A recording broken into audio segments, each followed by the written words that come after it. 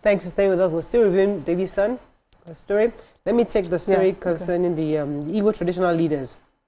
So, traditional leaders in Igbo land have resolved to galvanize their various communities to tackle the space of insecurity, saying that since they've tried the government, they tried to see how the government can tackle and handle the issue of insecurity, but since there's no end in sight to the insecurity within their region, the traditional rulers are going to come together and see what they can do. That there are ways, the situation has become, there are ways it was done back in the days of their fathers, of how to secure their people. So according to this report, so they need to liaise with government at all levels in carrying out the task of making the country better. Igbo is going to deploy these traditional methods with which they protected their people in the past, while agreeing that some unscrupulous elements in the country have turned banditry and kidnapping into a big-time career. The forum noted that the government should step up efforts as creating more opportunities for young people to have employment, but they also see what they can do as traditional rulers to protect their region and have security for the people of Igbo land. Yeah, so I took the Simon Ekpa story. Is that what you're going to take? He has appointed a new lawyer. His other lawyer has gone into retirement. So, of course, he has had to get a new legal representative. And he has confirmed that he's received the pre-trial file and is currently checking through. If you remember, he was arrested for propaganda, terrorism propaganda, and terrorist propaganda on social media. He's been remanded since then. His trial will start in June. Anyway. Yeah, I have the CBN has said that the bilateral currency swap agreement between Nigeria and China is a strategic, it says that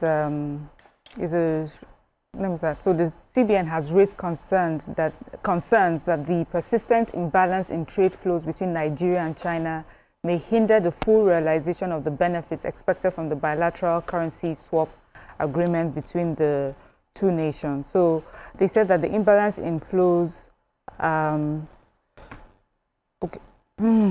sorry, I just missed that. Okay, so this is really about how we do our trade with China. It says that Nigeria, we've exported approximately $2.51 billion worth of goods to China, but it is small in contrast to what China imports to Nigeria, which there stands at $20 billion.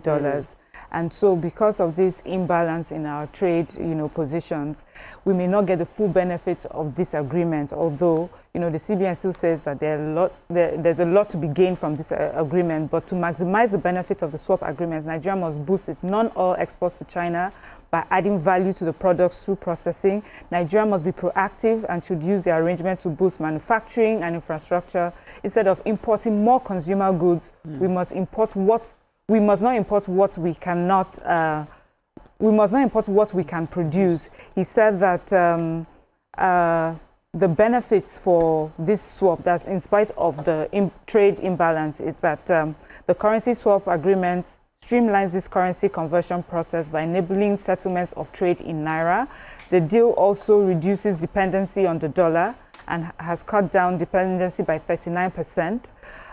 This agreement provides an alternative settlement route contributing to the country's foreign exchange reserves by freeing up more US dollars and so on and so forth. So it is still a good arrangement. There are many benefits to be gotten from it, but to maximize those benefits, Nigeria, we need to start doing more, exporting more, build on our manufacturing sector, a lot of things that we don't need to import, please, that we already produce here. Can we just, start using those things, building on it, minerals, creating more things? I'm surprised they haven't even taken up. I thought when this government came in, they were really going to go after our solid minerals, but I'm not seeing. There's been quite a few challenges. I know that Dele Alake was speaking recently. I can't remember the report. I mean, there's a lot of cleanup that has to be done to take over these places. People have been benefiting. Too many hands in that. Yeah, they've been benefiting without government intervention. So they need to clear those places out and then see how. But we are hopefully hoping that things will change as the government continues. Let's continue on Daily Sun. Are we done? Okay, moving on now to Vanguard. There's a story I wanted to get. I took it already. Vanguard or Tribune. Let's see. Insecurity worsens, herdsmen kill 144 in Plateau. We took that story. Power Minister blames past governments for poor electricity supply. Wike, I'm not talking about this sports matter. CBEX, agreed vessels storm, Lagos office break into premises. Let's see another story. I think that's all. Okay.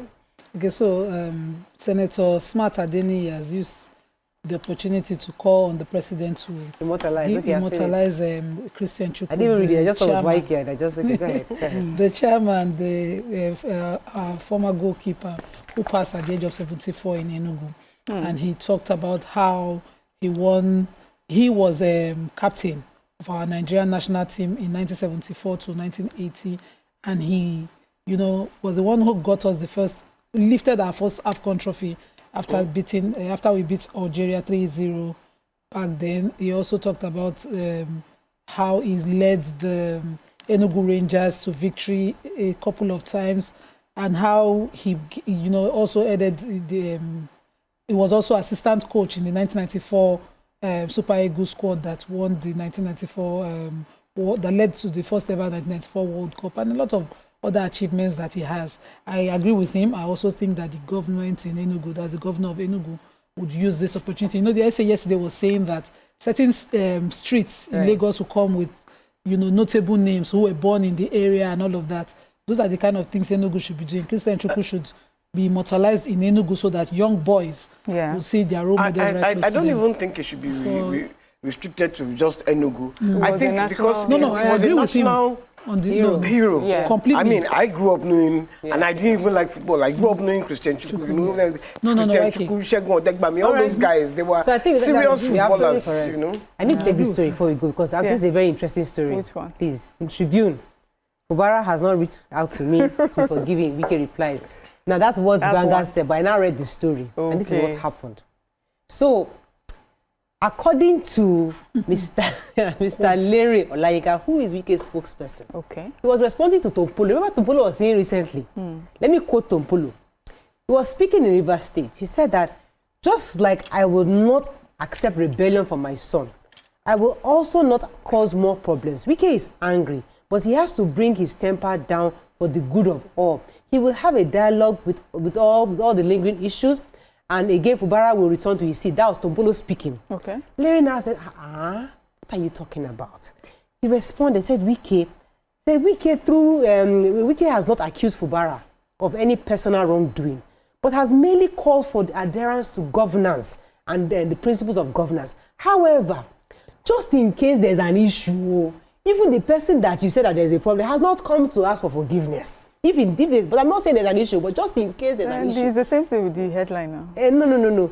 The headline is making look as if... Why is he saying there is no issue? There is issue now. He's saying just in case. I think I will call for forgiveness. Issues, according to Lere. I may have watched where Wike said,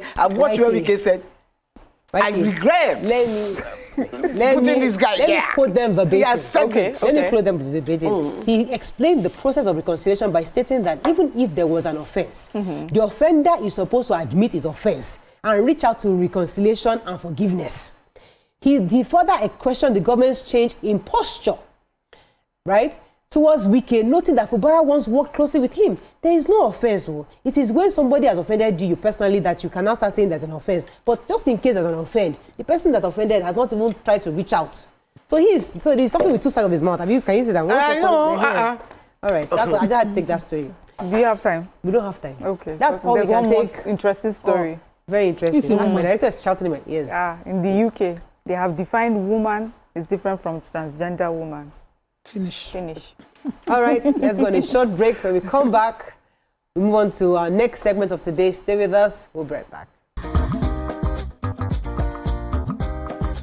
Stay tuned. Your View will be right back.